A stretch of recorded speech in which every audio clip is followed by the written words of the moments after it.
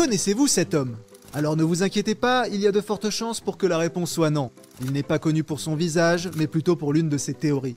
Cet homme, c'est Abraham Maslow, un psychologue qui dans les années 40, après des années d'observation et d'études sur le comportement humain, a remarqué qu'il existait une potentielle hiérarchie dans l'accomplissement de nos besoins primaires. Alors oui, je vous l'accorde, cette phrase peut paraître compliquée aux premiers abords. C'est pour cela qu'il existe un schéma qui, lui, pour le coup, est plus facile à comprendre. Ce schéma, c'est la pyramide des besoins, plus connue sous le nom de pyramide de Maslow, dans laquelle M. Maslow va classer par ordre de priorité les 5 besoins fondamentaux de l'être humain. 5 niveaux à passer, tous plus durs les uns que les autres, pour selon lui devenir un individu accompli. Permettez-moi de vous les présenter un par un, et pour rendre la chose ludique, d'utiliser des images du célèbre jeu vidéo Minecraft, qui pour le coup s'adapte parfaitement à la situation.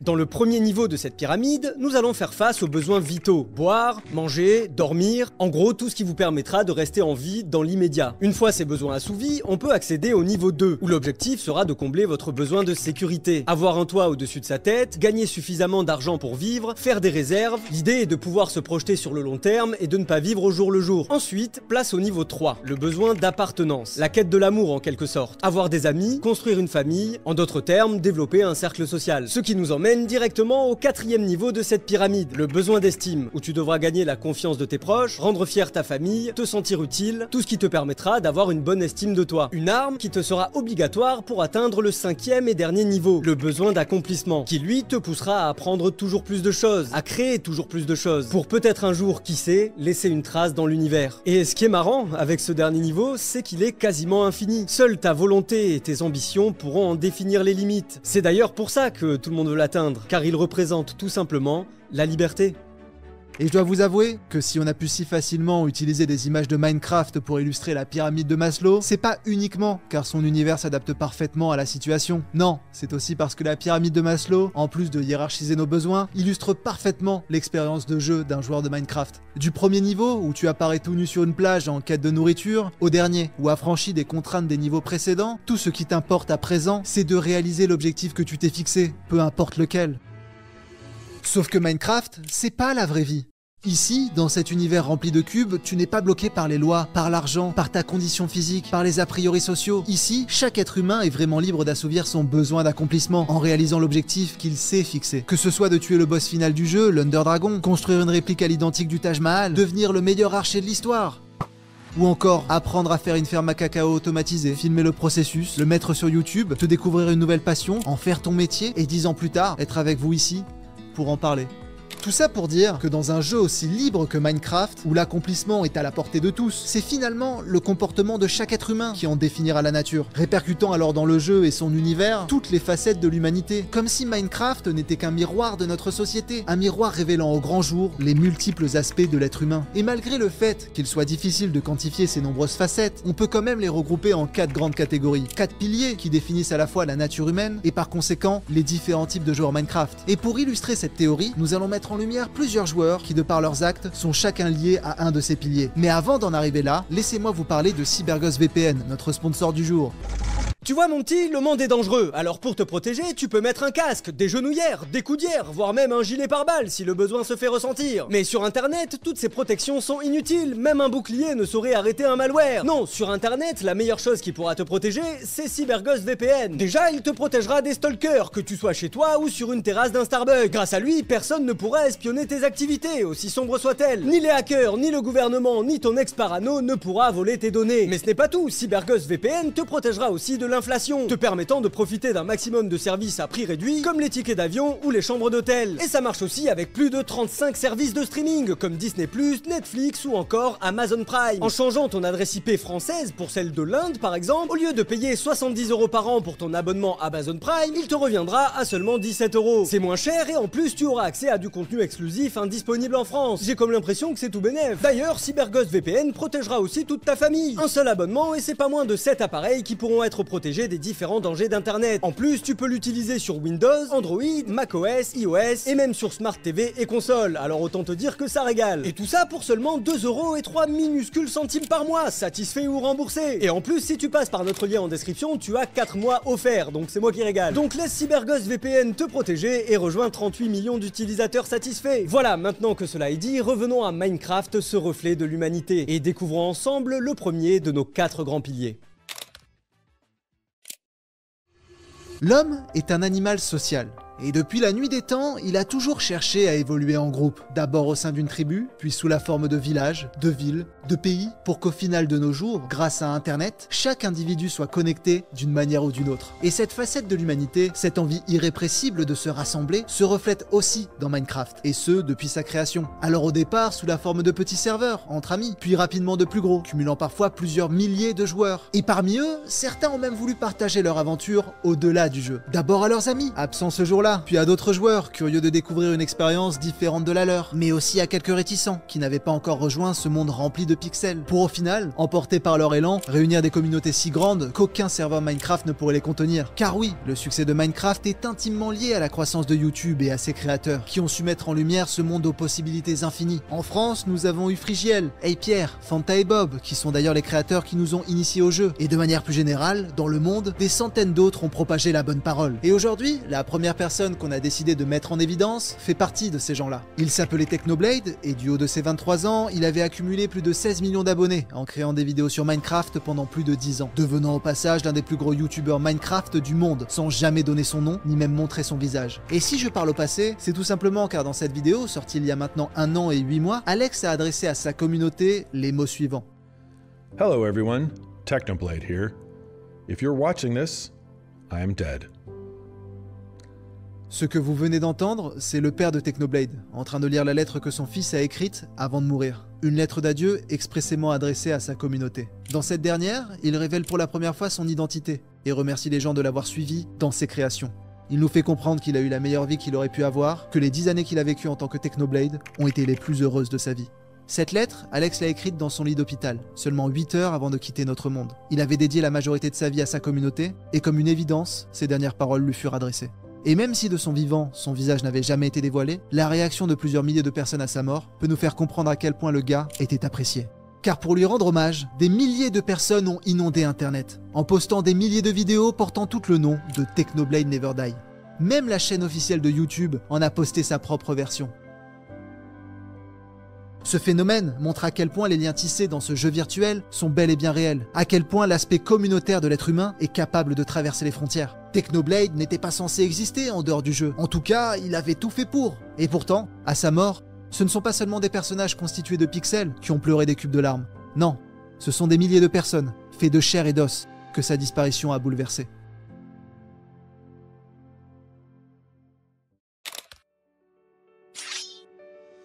Donc l'homme est un animal social. Il aime se regrouper, être en communauté, partager ses différents centres d'intérêt. Ok, super. Mais d'après vous, qu'est-ce qu'il finit toujours par se passer lorsqu'on réunit autant d'êtres humains au même endroit? Alors oui, dans un premier temps, ils vont cohabiter, peut-être même s'entraider, mais rapidement, la nature humaine va reprendre le dessus, et une envie irrépressible de savoir qui est le meilleur va émerger. Et Minecraft, en tant que bon reflet du comportement humain, n'échappe pas à ce principe. Alors au départ, rien de bien méchant, un coup de pioche par-ci, un coup d'épée par-là, puis on commence à encadrer tout ça, à compter les points, à créer des mini-jeux pour pimenter tout ça, jusqu'à finir par organiser de véritables Hunger Games, où tu chasseras tes potes comme si c'était des simples proies, et où l'aspect communautaire ne deviendra au final qu'un simple prétexte pour s'entretuer.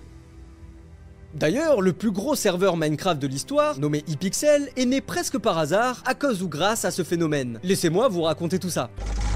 Tout commence sur World of Warcraft, un jeu également connu pour tisser de forts liens sociaux. Et c'est d'ailleurs sur ce jeu que Simon Colin Laflamme et Philippe Touchette, deux jeunes Canadiens, se sont rencontrés. Après de nombreuses heures à s'amuser, nos joyeux lurons se sont liés d'amitié, mais se sont finalement lassés de World of Warcraft et se mirent alors en quête d'un nouveau terrain de jeu. L'heureux élu, vous l'aurez deviné, fut Minecraft, sur lequel ils se révélèrent être plutôt doués, notamment dans le domaine de la construction, ce qui les motiva rapidement à créer des cartes à thème pour les mettre à la disposition d'autres joueurs, sur un serveur créé pour l'occasion, qu'ils nommèrent, je vous le donne en mille, Hypixel. Les cartes créées par nos deux protagonistes attirèrent de nombreuses personnes, car contrairement à la concurrence qui t'invitait juste à te balader dans de jolis mondes sans vie, leurs cartes à eux proposaient de vivre une véritable aventure, en collaboration avec d'autres joueurs, un peu comme un jeu dans le jeu. Cependant, lorsque des joueurs voulaient jouer sur ces fameuses cartes, ils devaient attendre dans l'ennui le plus total que d'autres personnes les rejoignent. C'est alors que Simon et Philippe, qui voulaient le meilleur pour leurs visiteurs, eurent l'idée d'installer des mini-jeux dans lesquels les joueurs pouvaient s'affronter, histoire de pimenter un petit peu leur temps d'attente. Les mini-jeux ont vite gagné en popularité, reléguant rapidement les cartes au second plan, démontrant au passage que la plupart des gens préféraient s'affronter plutôt que collaborer. Et ça, les deux créateurs l'ont rapidement compris, alors ils ont continué dans cette direction, en créant toujours plus de mini-jeux, permettant aux joueurs de se turbo-marave de toutes les manières possibles.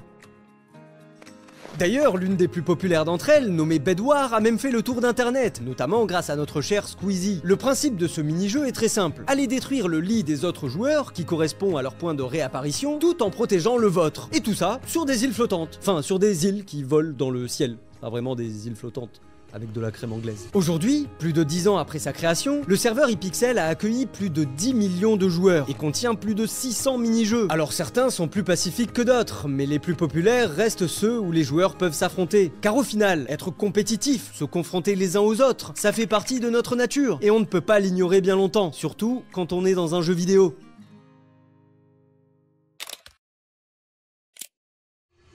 Notre capacité à créer des outils est sans aucun doute ce qui a hissé l'être humain au sommet de la chaîne alimentaire. Mais c'est notre capacité à créer de jolies choses sans réel intérêt qui rend notre existence si fascinante. Et c'est pareil dans Minecraft. Créer est l'un de ses principes fondamentaux. Si tu ne crées pas, à part te balader et tataner des arbres, tu ne pourras pas faire grand chose. La moindre petite action utile te demandera au préalable de créer quelque chose. D'abord un atelier, puis des outils, puis un abri, et ainsi de suite. Par contre, à part pour tout ce qui est utile, il n'existe de base aucun mode d'emploi. Si tu veux te construire un château, parfait, aucun problème, mais débrouille-toi. Et c'est précisément là que réside l'une des plus grandes richesses du jeu. Lorsque les joueurs se débrouillent par eux-mêmes et qu'ils commencent à laisser leur imagination divaguer au gré des cubes, à tel point que ce qui semble impossible peut parfois devenir possible, et qu'à l'heure actuelle, partout à travers le monde, des joueurs se sont donné la mission de reproduire la Terre à taille réelle sur Minecraft.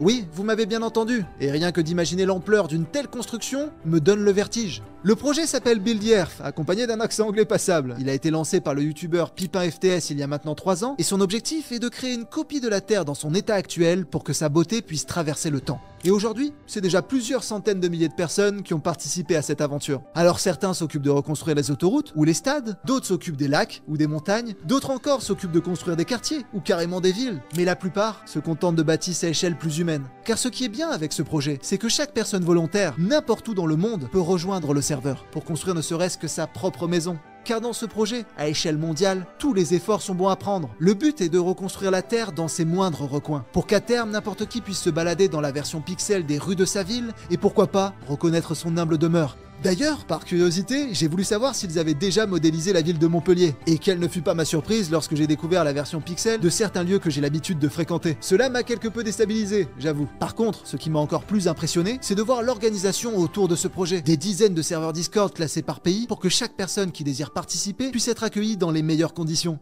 Alors je sais que pour certaines personnes, reproduire la Terre dans un jeu vidéo, c'est pas vraiment être créatif. C'est juste reproduire quelque chose qui existe déjà. Mais du coup, si on en suit cette logique, quand un peintre reproduit une nature morte ou un paysage déjà existant, doit-on remettre en doute sa créativité? Vous avez 4 heures. Mais finissez d'abord la vidéo. L'être humain est de nature intelligente, et ce qui nous permet d'utiliser au mieux cet attribut, c'est notre curiosité. Notre curiosité au service de l'apprentissage. Découvrir de nouvelles choses, acquérir un maximum de connaissances, développer de nouvelles compétences, afin de s'en servir pour évoluer. Car au final, du berceau au tombeau, le savoir reste notre bien le plus précieux. Et si l'homme a appris à utiliser un silex pour faire du feu, une houe pour labourer ses champs et une roue pour transporter ses marchandises, évidemment qu'avec un outil offrant autant de possibilités que Minecraft, en se posant les bonnes questions, il allait finir par lui trouver de nombreuses utilités dans sa quête d'apprentissage. Alors au départ, avec des questions simples, que se passe-t-il quand on remplit la carte de TNT ?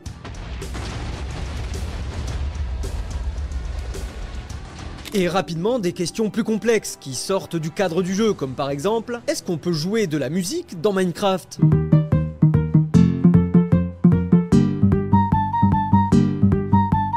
Jusqu'à finalement se poser des questions à la limite du rationnel, du style, peut-on apprendre à un singe à jouer à Minecraft ? Et si cette question vous paraît absurde, je vous rassure, on est d'accord. Mais pourtant, le youtubeur américain Chris Dacko a décidé d'apporter une réponse à cette question, aussi absurde soit-elle. Pour ce faire, il a fait appel à Kanzi, probablement l'un des bonobos les plus intelligents de la planète. Il est notamment capable de comprendre plus de 3000 mots, de faire du feu et de cuire lui-même ses propres aliments, ou encore d'utiliser des écrans tactiles. Ce qui en fait le candidat parfait pour réaliser cette expérience. Autant vous dire que si Kanzi ne peut pas apprendre à jouer à Minecraft, aucun singe digne de ce nom ne le peut.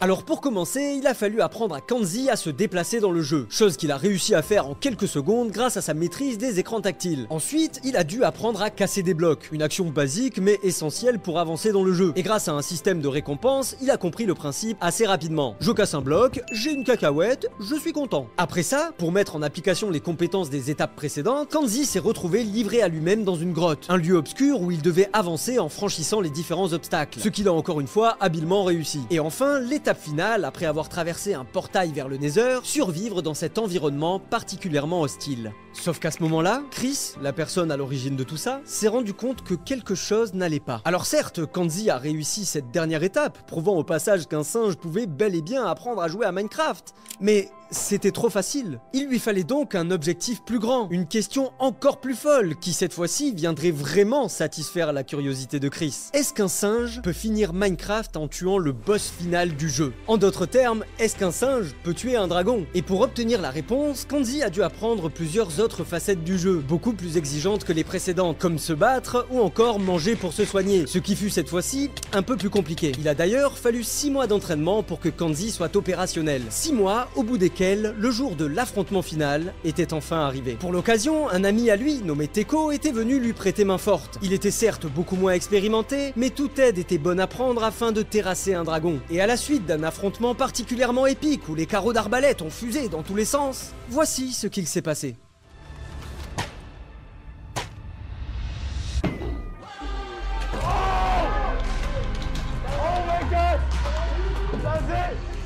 Alors qui, de l'humain ou du singe, en a le plus appris dans cette histoire? Je ne sais pas. Par contre, ce que je sais, c'est qu'en triomphant, Kanzi a apporté une réponse de plus aux innombrables questions de l'univers, aussi insolites soient-elles. Et grâce à lui, grâce à Minecraft, l'humanité a pu encore une fois étancher sa soif de connaissance. Alors certes, celle-ci se fera à nouveau ressentir, car c'est dans notre nature d'en vouloir toujours plus. Mais cela n'en reste pas moins une avancée dans notre éternelle quête du savoir.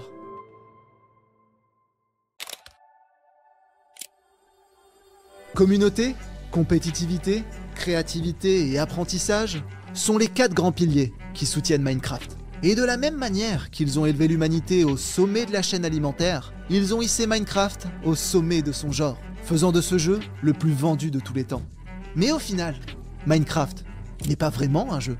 Ou en tout cas, ce n'est pas seulement un jeu. Il dépasse largement cette limite que les étiquettes lui ont donnée. Minecraft, pour peu que tu t'y investisses, devient ce que tu veux qu'il soit. Un lieu de rendez-vous pour partager avec tes amis, une arène de combat pour détruire tes ennemis, un atelier créatif pour laisser libre cours à ton imagination, ou encore un laboratoire pour tes expérimentations. Car au final, Minecraft n'est qu'un outil au service de nos désirs, une sorte de copie virtuelle de la Terre sans les contraintes de cette dernière. Un endroit où ta seule priorité sera d'être libre. Voilà, cette vidéo touche à sa fin, j'espère qu'elle vous aura plu. Nous on y a mis corps et âme pour vous la sortir et je peux vous dire qu'on s'est donné. Merci encore à CyberGhostVPN d'avoir sponsorisé cette vidéo et de lui avoir permis d'exister. Je vous rappelle que vous avez 83% de réduction ainsi que 4 mois offerts en passant par notre lien dans la description. Sur ce, je vous invite à vous abonner, à liker la vidéo, à la partager, ce qui est probablement la meilleure façon de la faire exister. Et nous on se dit à la prochaine pour une nouvelle vidéo, pour une nouvelle histoire, pour un nouveau récit finalement. Ciao.